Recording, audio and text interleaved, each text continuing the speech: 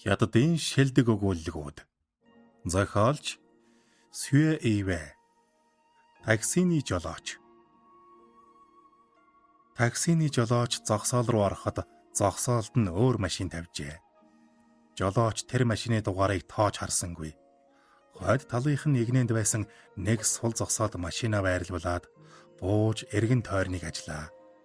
Тэшээ нээж аар саархан юмар дүүргсэн үүргэвчээ аваад зөөлөн хааж дээрээс нь хөнгөн алгадав.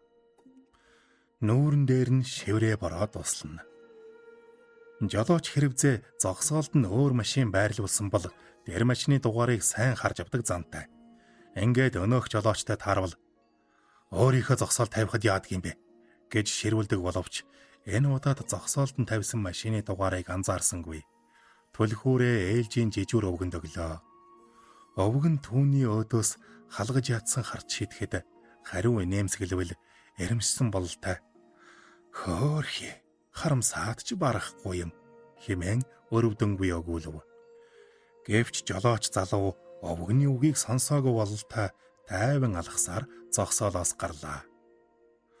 Өвгөн араас нь дуутахад сая анзаарч зогсос хийгээд дөгж очив.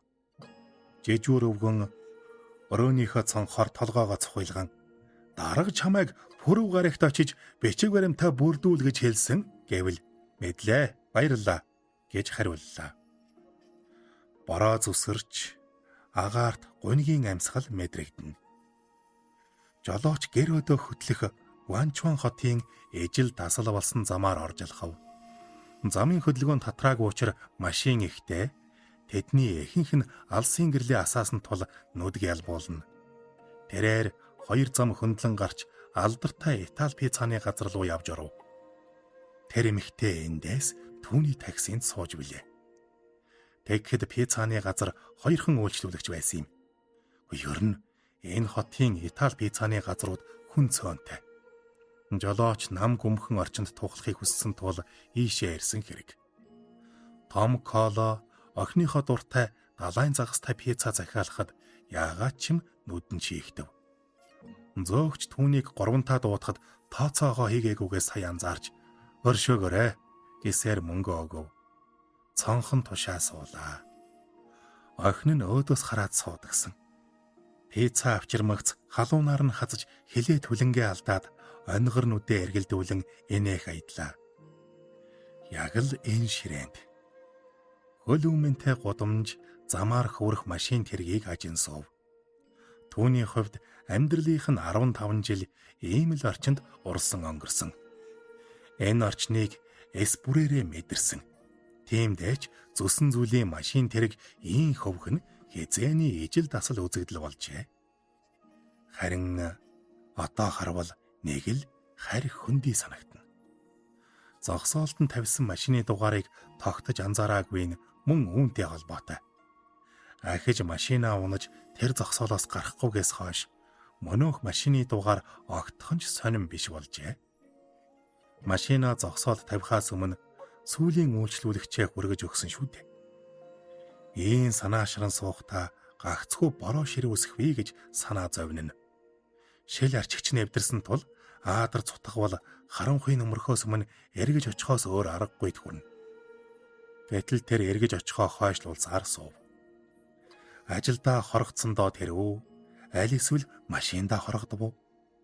Бороо намуухан зүсэрсээр байсан тул уужир нь тайвшрав. Машинтайгаа салах ёс гүйцэтгэхээр эргэж ирэхэд анайл зөөлөн шиврэх аж.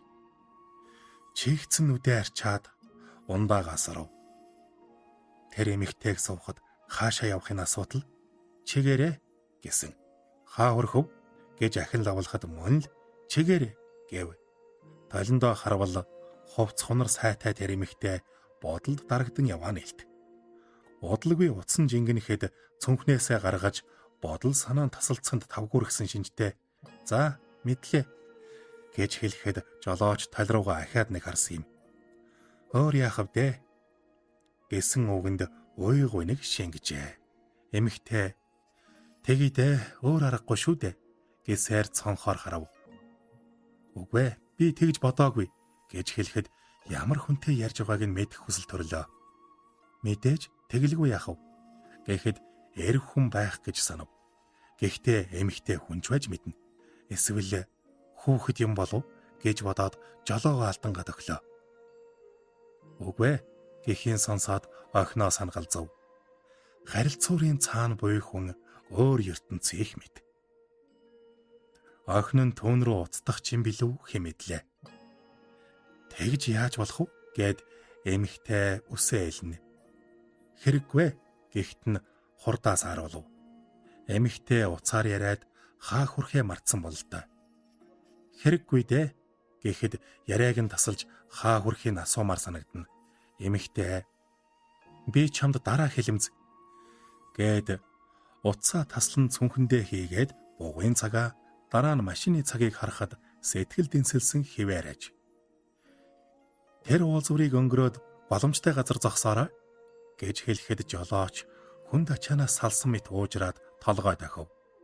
Хаазаа нэмж урд яваа ачааны тэргийг гүйцэж төрүүллээ.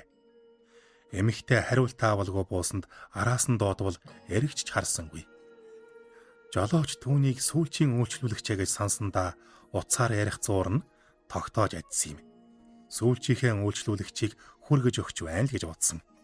Тэгээд машинаа зогсоож явахгүй гэж хэлж амжаагүй байтал эрэм хоёр зөрөөд суучхав. Тэр хоёр таксины зогсоолын ойролцоо очихаж эрэгтэй суумгацаа ам нээх гэж хэдэнтэй оролцсон ч эмэгтэй хүйтэн харцнаас болж амаа хэмхэв. Оргил цагт замын хөдөлгөөн ихтэй хэд хэдэн уулзварт осол гарчээ.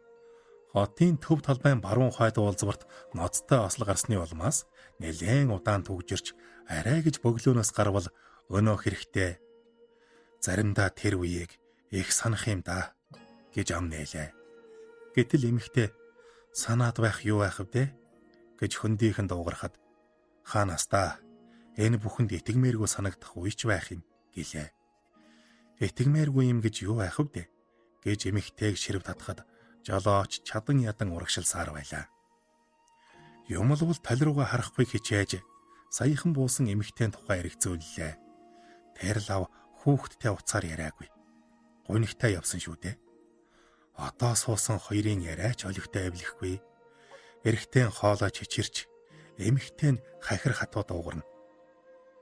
Ямар учраас ийм болсноо ойлгохгүй юм гэвэл эмэгтэй чи яаж ойлгох вэ гэх аж. Үнэндээ бол гэхэд үнэндээ бол ийм л байна. Чи хизээч ойлгохгүй гэж яриаг нь таслав. Өөр аргагүй юм гэж үү гэхэд өөр арга байж болно гэж үү гэж хөндий хариулна. Эрэгтэй нь намуун зөөлөн дуутай учраас тэр хоёр хэрэлдсэнгүй. Гэлээгээд эвлэрсэнгүй. Эмэгтэй хахир дуу бүхнийг таслахад эрэгтэй чи ингэж бодох хэрэггүй шүү дээ гэвэл би юу ч гэж бодоогүй хэмээн төс тас хариулав. Жолооч араагаа салгаж тоормзоо зөөлхөн гიშгэлээ. Ард суусан хос хоёрын ирэх газар энэ. Хариулт өгөхөөр эргвэл эмэгтэйхэн нүд нулимстай байлаа. Жолооч охиндоо нүрээ арчгээд цаасан альчуур өглөө. Өөдөөс нь харж суусан охин нь пицца идэхдээ ам хамраа тосолчихдогсон. Жолооч ер нь бүдүүн бараг хүн. Охины сэтгэлд юу эргэлдэж байгааг тэр бүр анзаараад байдгүй. Охиноо нэг их эрхлүүлж явсангүй. Эхнэрээ ч мөн адил анхаарч халамжилж сүйд болсон удаагүй. Тэр хоёр хизээд дэрэгдэн сэтгэлд нь явдаг учраас тэр биз. Гэтэл одоо эхнэр охин хоёрынхон сэтгэлийг мэдэрч орон зайг нь үгүй лв. Энэ 7 хоногийн турш тэр уйгваныг дурсамж дуртгалдаа авцаар явлаа. Орчин тойрон хачин жигтэй намуухан болсон ч сэтгэл тогтохгүй зовоон. Гэртээ харихаас ч халахна. Ханхай гэр өдөө юунда ярах вэ? Ганцаар байхтаач сэтгэл амрахгүй түгшин.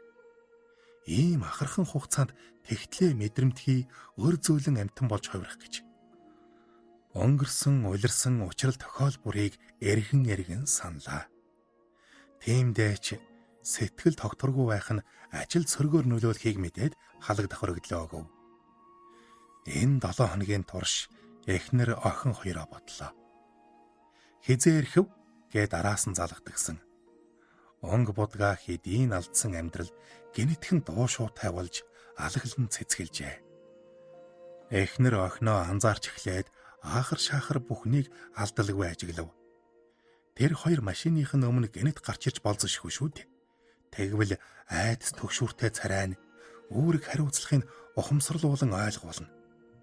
Урд нь ахаад ачааны тэрэг үзэгдэхэд энэ бүхнийг түрч хатууга амартав. Тэр хэрэг явдлын нарийн ширээнийг эргэн санахад цухал торно. Ачааны тэрэг эхнэр охин хоёрын дайрах тэр мөчөд жолооч холын дуудлагад явж байлаа. Өгөөмөр үйлчлүүлэгч нь түүнд чамлахааргүй мөнгө өгчвүлээ. Жолооч пицца идэхдээ охин шигээ ам хамраа тасджээ. Эхнэр нь дэргэд байсан бол тэр хоёрыг шоолж инээхэн лав. Ундаагаас орж дуусгаад цаасан аягны яраалд үлдсэн мөсийг гаргаж ширээн дээр эгнүүлэн орлоо. Охин нь ингэж тоглох дуртай. Эгнүүлсэн мөсийг ажив. Охин нь туйрхан хуруугаараа ширээн дээр зурдаг шүү дээ. Цонхоор харвал өнгөд орчлон нэгэл харь хөндөй танил дасал бус тэртэй хол сөөмөлзөх аваа. 15 жилийн амьдрал хэдийн алсран оджээ. Энэ мэт өдөр хоногийг өнгөрөөн арга цаах хэрэг бийсэн билүү. Ерөөсөө л нутагтаа буцах минь. Нас дээр гарсан эцэг ихээ астрах минь гэж бодлоо. Аав ээжийнхээ дэргэд амар жаргаланг мэдрэх чинь билүү. Тэднээсээ холдоод 15 жил болжээ. Эргээд очивол эцэг их нь үхээд сэгснээс өөрцгүй хөл хөөр болж хөхөн баясах нь мэдээж. Гэтэл эхнэр охин хоёр нь эргээд амьлах билүү. Ингээд нутаг буцахаар шуулуудлаа. Тэндэл сэтгэлийн амар амгалан мэдэрч тайвшран уужрах визээ. Машинд нь суусан эрэм хоёр түүнд ийм итгэл төрүүлээд буужээ. Бусдын ахуй амьдралыг анзаарч тоох өчүүхэнч болов итгэл сэтгэл үлдсэн аж. Ганцаардл гашуудлын далайд живсэн гэж бодтол сэтгэлийнхэн чандад багхан чатууга гэрэлгээгээ үлдэж. Тийм ээ. Үнэн дээр бол жижүүр өвгний хөөхий харамсаад ч барахгүй юм гэж өгүүлснийг тэр тодхон сонссон. Гэвч зүрх зүссэн тэр үгийг дуулаагүй мэт өнгөрсөн. Өөрөөсөө айсандаа л тэр 15 жилийн амьдралаа үдэхээс өөр аргагүй болсноо ухаарав. Гашуудл харуусалд толгой мэдүүлж яавч үл болно. Пүрэв гарагт бичиг баримтаа бүрдүүлээд таксины жолооч байхаа болно. Нутагтаа буцаж нас дээр гарсан эцэг ихээ асарна. Гараа ширээн дээр тавьбал эгнүүлсэн мөс хэдийн хайлан урсжээ. Ширээн дээр үлдсэн усан дээр хуруугаараа зурж байгаад гинэтхэн эхэр татан уйлав. Энэ ширээний ард ахиж суухгүй, сууж зүрхлэхгүй гэдгээ мэдэрсэндээ л тэр билээ. Төгсөв. Орчуулсан Батэрднийн гэрлээ.